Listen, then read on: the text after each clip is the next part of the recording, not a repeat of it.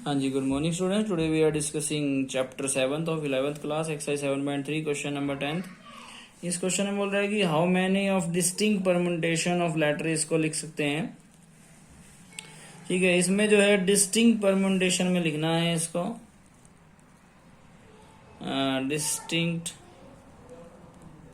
Permutation का example अगर मैं दूं तो उसके लिए मान लीजिए कि एक जो है आ जाता है, जैसे कि मान लीजिए नितिन है। ठीक है जी, तो इसमें 2 टाइम आई आ रहा है। अब ये आई जब यहाँ आएगा और ये आई जब यहाँ आएगा तो वो एक परम्यूटेशन में वो अलग जो है लेटर गिना जाएगा। बट जब डिस्टिंक्ट परम्यूटेशन में आएगा तो ऐसा नहीं होगा। इसमें जो है वी कैन से कि ये वाले दोनों जो है वो एक ही बार गिने जाएं। That is called a distinct permutation. उसके बाद नाउ हमें इसमें देखना है कि कितनी बार कौन जो है रिपीटिशन में है। m जो है वो 1 टाइम है, p जो है वो 2 टाइम है, s जो है वो 4 टाइम है। Therefore i is also 4 time. Now there is a कि किस तरह से वी कैन से कि टोटल नंबर ऑफ वर्ड्स कितने बनेंगे। तो यहाँ पर NPR जो लगेगा और बाय में जो है उसकी रिपीटिशन है कि टोटल नंबर ऑफ रिपीटिशन क्या है। ठीक है, तो NPR 11P11 जब किया तो 11 फैक्टोरियल आ गया।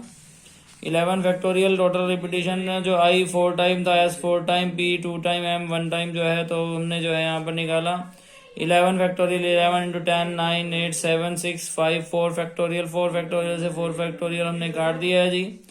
इसी तरह से 4 फैक्टोरियल ये वाला जो था ये हमने ओपन कर दिया। 4 3 2 1 एंड 2 फैक्टोरियल भी ओपन कर लिया। 2 1 मल्टीप्लाई कर दिया और कटिंग करने के बाद यहाँ पर जो आंसर आ रहा है वो 34,650। ये टोटल नंबर ऑफ जो है वर्ड्स जो बनेंगे और जिसमें डिस्टिंक्ट परम्यूटेशन होगा जी।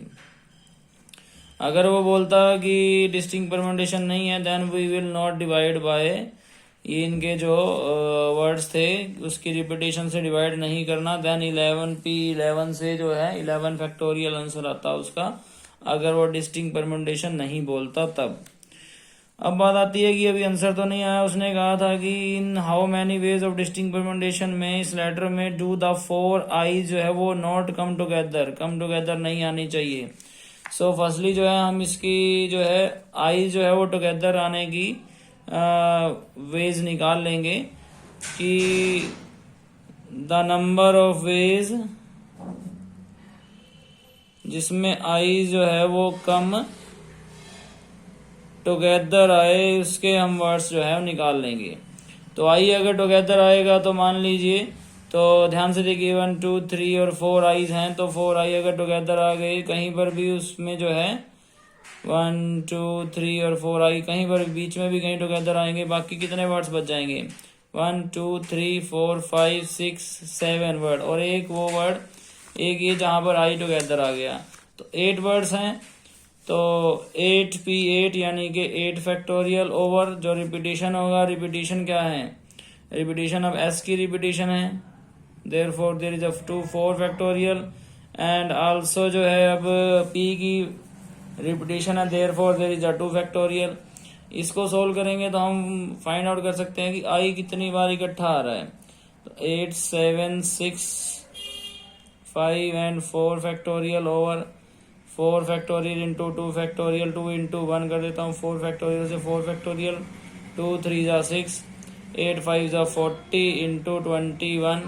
देयरफॉर देयर इज अ 4 1 जा 4 4 2 जा 8 0 840 टाइम जो है ये वे है जिसमें जो है आई इकट्ठा आ सकता है। But we have to find कि आई जो है इकट्ठा ना आए। I will not come together, therefore there is a 3 4 6 5 0 minus 8 4 0। then we will find जो माइनस करके आया है कि 3 3 8 1 0। ठीक है जी, ये इसका जो है आंसर है। इसी तरह से इसका नेक्स्ट क्वेश्चन है question number 11।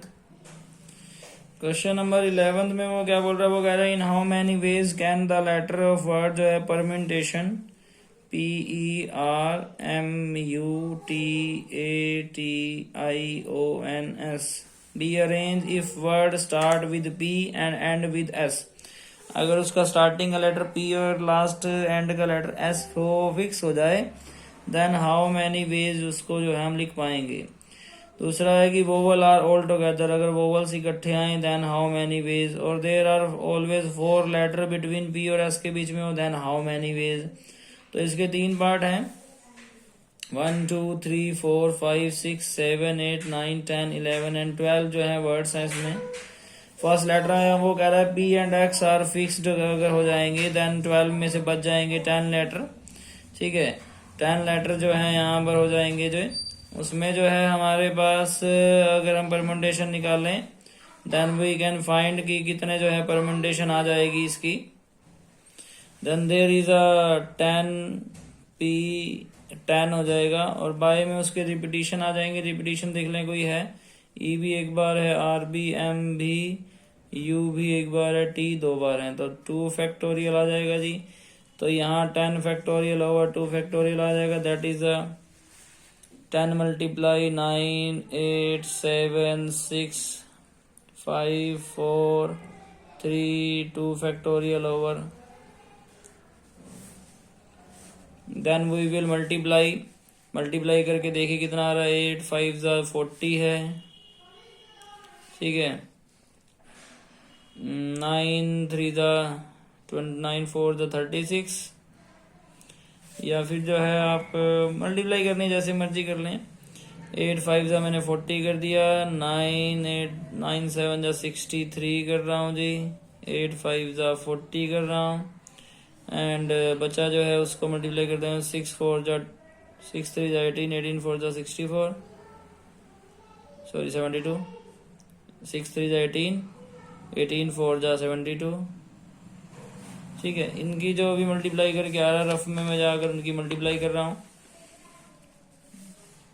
That is equal to 1814400 जो है इसकी मल्टीप्लाई आ रही है, इसकी मल्टीप्लिकेशन। अब ये जो है इतने वेज हैं जिसमें जो है P और S अगर फिक्स कर देंगे देन वी कैन फाइंड कि इतने तरह से हम इस नंबर को लिख सकते हैं जी। इसी तरह से सेकंड जो क्वेश्चन है उसमें क्या है, सेकंड पार्ट में वो कह रहा है जी vowel are all together, vowels जब इकट्ठे आएंगे। अब देखिए वोवल्स कौन कौन से हैं, ए ई आई ओ यू हैं जी, ए ई आई ओ यू, 1 2 3 4 5, देयर आर 5 वोवल्स हैं। तो 5 वोवल्स जो हैं वो इकट्ठे आने चाहिए, ईच अपीयरिंग ओनली वंस में आने चाहिए जी। Then we can find the कि हाउ मैनी वेज जिसमें जो है 5 वोवल्स इकट्ठे आ जाए। 5 वोवल्स इकट्ठे आने के बाद मान लीजिए 5 वोवल्स कहीं पर भी इकट्ठे आ गए तो एक तो ये बॉक्स आ जाएगा, बाकी जो है बच गए 12 में से 5 गए 7, तो 7 + 1 तो 8 जो है बॉक्स आ जाएंगे इकट्ठे। और 5 डिफरेंट वे से जो है अब 5 वोवल्स हैं वो भी आगे पीछे लिख सकते हैं हम लोग। ठीक है, तो यहाँ पर एक तो आएगा 8P8 और उसकी जो है जो भी रिपीटिशन है जो कि टी की हैं 2 फैक्टोरियल, बट यहाँ जो 5 फैक्टोरियल हैं जो 5 वोवल्स हैं वो भी अलग अलग हैं कि ए है, ई है, आई है, ओ है, यू है, ये भी आगे पीछे हो सकते हैं। ठीक है, ए आगे भी हो सकता है, ई भी यहाँ भी आ सकता है, इसमें भी जो है कोई फिक्सिंग नहीं है। Therefore there is also 5P5। ठीक है, तो 5P5 यहाँ पर भी आ सकता है। देन वी कैन फाइंड कि ये तो 8 फैक्टोरियल है, इनटू में 5 फैक्टोरियल ओवर 2 फैक्टोरियल, इसका आंसर आ सकता है जी। Therefore that is equal to, इसकी मल्टीप्लिकेशन करेंगे तो यहाँ पर आ जाएगा 8 7 6 5 4 3 2 एंड 1। आल्सो 5 फैक्टोरियल को ओपन करेंगे तो 5 4 3 2 फैक्टोरियल और डिवाइड में जो 2 फैक्टोरियल है वो भी कैंसिल आउट हो जाएगा। तो अब रफ में जाके जो है इन सब की आपको मल्टीप्लाई कर देनी है जी। सिमिलरली वही मैं कर रहा हूँ, 5 6 8 5 40 है, 7 6 42, देयर इज 4 3 12 2 24, 5 4 जा 20, 23 जा there is a 60, 6 4 जा 24, 00. Also there is a 42 and 24. 24 into 24 there is a 5 7 6. 2 zeros into 42. इन दोनों की मल्टीप्लाई जब हमने की तो हमारे पास आ रहा है जी 2 4 1 9 2 एंड 00. जब रफ में जाके इनकी मल्टीप्लाई की हमने, then there is a answer of this question second part का.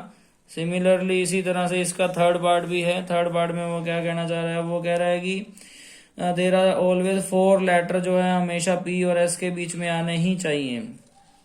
देर आर फिक्स है कि 4 लेटर जो है वो पी और एस के बीच में आने चाहिए. जैसे कि फर्स्टली जो है फिक्स था कि पी और एस के बीच में जो है पी जो है वो फर्स्ट नंबर पर, एस जो है वो लास्ट नंबर पर फिक्स कर दिया था. बट अभी जो है पी और एस की पोजीशन फिक्स की तो है, बट उसके बीच में 4 लेटर्स आने ही चाहिए. तो यहाँ पर जो है मान लीजिए कि परम्यूटेशन में अगर आप जाएं तो यहाँ पर फर्स्ट नंबर पर अगर पी है देन इट इज आल्सो कि वो जो है 4 लेटर छोड़ने के बाद यहाँ पर एस आ जाए. अगर सेकंड नंबर पर पी है देन देर इज एस. अगर यहाँ पर पी है देन देर इज एस. तो इस तरह से वो जो है फिक्सिंग इसकी कर रहा है. उसके बाद वो पूछ रहा है कि इस तरह से अगर लिखेंगे देन हाउ मैनी वेज कि हम इसको लिख पाए. तो यहाँ पर जो है हमने देखा कि टोटल लेटर्स जो है वो कितने थे. तो टोटल लेटर्स तो हमने फर्स्ट पार्ट में निकाले ही थे जो कि 10 फैक्टोरियल ओवर 2 फैक्टोरियल से जो है आ चुके थे. बट उसमें अभी फर्स्ट में और इसमें जो है एक्स्ट्रा क्या करना है कि अभी जो है फर्स्ट में जो भी हमारे आए थे टोटल लेटर्स उसमें ये नहीं था कि फिक्स पोजीशन है समथिंग. ठीक है, अभी जो है फिक्स पोजीशन जब उसने कर दी है देन वी कैन से कि मान लीजिए कि पी यहाँ पर फिक्स कर दिया. ठीक है, यहाँ पर 1 2 3 4 लेटर बीच में आए और एस है यहाँ पर. ठीक है, अब ध्यान से देखिए 1 2 3 4 5 और 6 लेटर हो गए. अब यहाँ पर जो है अगर इसको 5 और 6 नंबर दे दें 7 8 9 10 और 11 और 12 नंबर, यानी कि 1 2 3 4 5 6. ठीक है, अब यहाँ पर जो है हमारे पास जो है कितने वेज हैं. एक तो ये हो गया और एक तो ये वे है, पूरा एक ब्लॉक बन गया. ठीक है, जैसे अभी आइज वाले में एक ब्लॉक बना था तो एक तो ये ब्लॉक हो गया, फिर एक दूसरा, ये तीसरा, चौथा, पांचवा, छठा और ये 7. देन देर इज 7 जो है वेज हैं और इसमें जो है फिक्सिंग आ गई. देयरफॉर 2 into 7 वेज से जो है हम इसको लिख सकते हैं. देयरफॉर देर इज 14, यानी कि यहाँ पर तो आ रहा था 1 जो हमने फर्स्ट पार्ट में निकाला है 1 8 1 4 4 0 0 into 7 2 14. अगर हम करते हैं then we can find the ways, जिससे जो है हम ऐसे नंबर लिखेंगे जिसमें जो है 4 नंबर आर ऑलवेज जो है लाइज करेंगे पी और एस के बीच में. तो 2 5 4 0 1 6 0 0 ये नंबर हैं जिससे जो है हम लिख सकते हैं. होप सो आपको समझ में आया होगा. Thank you so much.